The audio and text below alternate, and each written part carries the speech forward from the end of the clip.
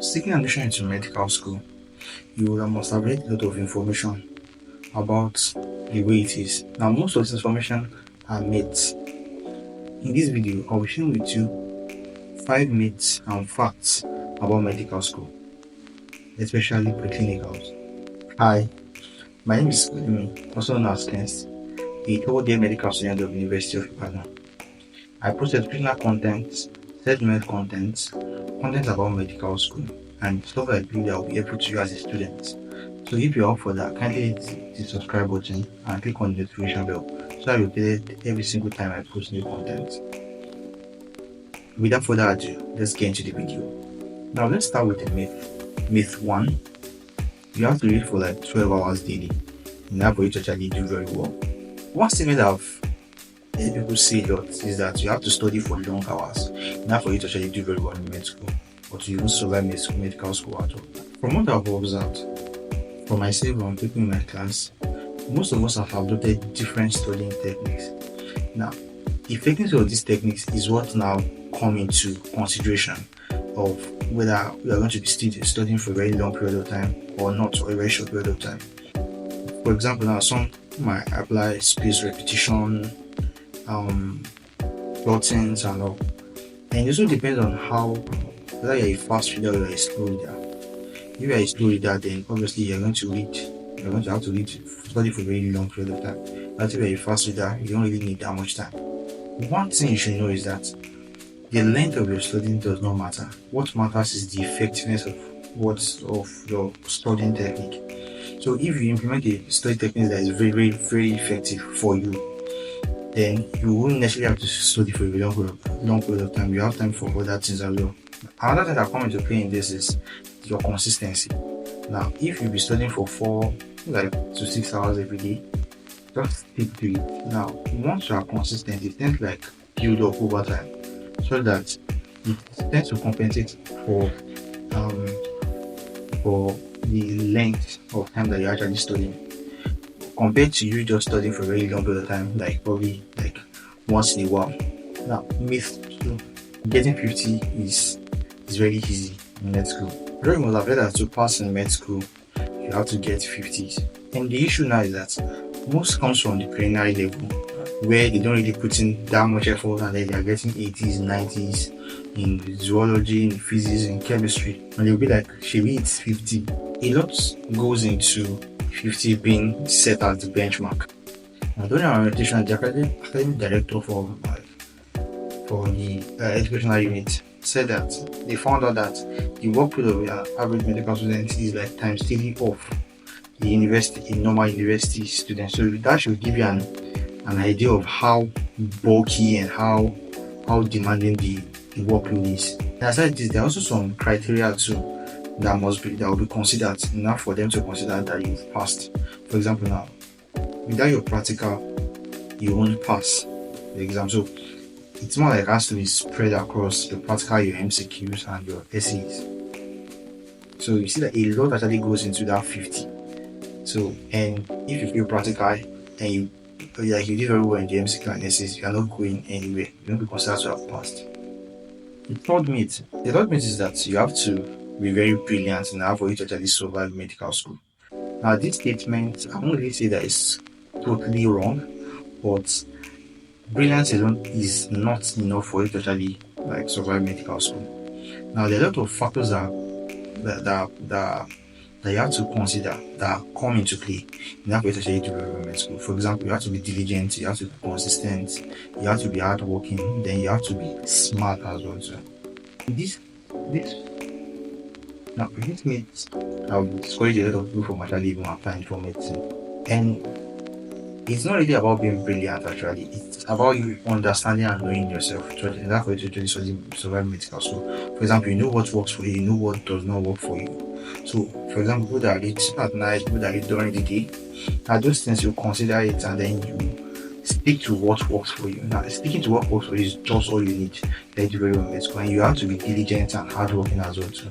So you don't necessarily have to just be brilliant. If you are hardworking, that will compensate for whatever it is that you think that you lack in terms of brilliance or intelligence. The fourth myth your first dissection will be terrifying and you won't see me the same way again. Not the truth. I can remember for during my first dissection, when we enter into the dissection hall, the only thing that was just very disturbing at that time was just the smell, the formalin smell. But aside from that, every other thing was very cool. I didn't faint. And after the dissection, I came to my hostel, ate meat, and nothing happened. I think the only downside was just that I was seeing the cadaver's face, and sometimes I was getting the smell of formalin sometimes. So aside from that, there's really nothing spectacular that will happen during your first dissection. You won't faint, and all. So for those of you that are avoiding medicine because of you have to dissect the dead body and you're thinking you will faint, that's wrong. And even if you faint the first time, it's something that you can get used to over time. The fifth myth: you have to eat big textbooks in order for it to actually do well. When we were about to resume picnic, I was very concerned about getting buying all the textbooks. I bought a lot of textbooks at that time, and I was thinking, yeah, I'll read most of it. And it's not bad. It depends on your preference and the availability of time that you have. You can decide to finish the textbook. That's if you have enough time for you to actually study it, and also have time for other courses as well too. So I just started with the textbook when we resumed, but over time you realize that you can't really keep up with this textbook, and with the advancing age that we're in, there are a lot of YouTube videos, channels out there that they would have simplified most of the concept that you are trying to learn from the textbook within a very short period of time. So you don't actually have to read the huge textbook. You just have to look for the right video, short notes, and whole online, and then you are found. So you don't necessarily have to study huge textbooks. Now that we're done with the myth, now let's go to the facts. The first fact is that the best way to really survive in school, to really do very well if you want to, is seek help from your seniors, not really your immediate seniors. Now, what you realize is that the way the curriculum or the program is structured it's more like a repetition. The same approach to questions that your seniors used and they passed is the same approach of questions that you are also meant to actually use. So asking your seniors will actually allow you to have an insight on how you should answer questions. I think one that helped me when we initially started was the fact that I had someone that was putting us through, like they told us about the modality of the test, the CAs, the textbook we need to get, what we need to do before we resume, so as to make the whole journey easy. So having someone to actually put you through will actually make the journey way easy, rather than for you to be figuring it out yourself. You just go straight up and you start directly, and most of your actions or most of the decisions you make will be in line with what you need to do. The second fact is that you cannot really cover. Now, there are a lot of materials that you have to study. Medicine is more like it's basically concerned about knowing a lot. Like you have to know a lot enough for you to actually be able to come to the right conclusion. You need a vast amount of knowledge enough for you to actually come to a very good conclusion about treating someone. So the material can never finish, you cannot end. Which is one reason why it's good for you to seek help from your seniors, as I said, so you'll be able to streamline the areas you need to concentrate on, and then you need to pay attention in class as well too. That will also help you to streamline what you actually need to study. Third fact: now sometimes your result is out of your control, especially essays. Now you have your exam is based and test this comprises of three aspects. You have your MCQs, you have your essay, you have your practicals. Now your MCQ are objective. Is that the answer is there or not? Now for your essays, you have to be the one to write what you believe that your lecturer is expecting out. Now, if let's say for example now what you wrote down, even though you are right, is not what your lecturer is expecting of you, you definitely get a low mark for that.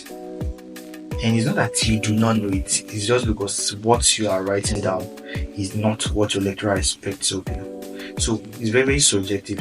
And aside from that too, the The syllabus is very very wide, and you might not actually be able to like revise every single thing before your exam period. You know, don't let us deceive ourselves. Let's say you were unlucky and then you didn't really revise a major part, and you probably didn't really study that deeply when you were preparing for when you were studying normally, and you can't remember some aspect of it, and it's those aspects that your lecturer asks. You know that you need to like answer those questions like correctly. Not maybe you didn't put in effort, not maybe you didn't study, but then because it just didn't work out the way you wanted it to, like it didn't go your way. So you shouldn't beat yourself up too much for that. So most of these things are out of your control. What you can just do is just keep doing your best to keep gaining knowledge daily. The fifth fact, then is all you need to actually get the job done. Listening to others, paying attention in class, attempting questions. Now this allows you to actually apply the knowledge that you just learned, like the concept that you just studied. When you attempt to ask questions, listen to others, you'll be able to like integrate most of those informations very well. And integrating these informations will allow those informations stick better. In attempting questions, trying to retrieve most of this information that you just studied will actually help you to be able to recall this those information like way quicker later on. So that's it guys. If you find this very helpful, kindly hit the like button. Do so well to share with your friends. See you guys in my next video.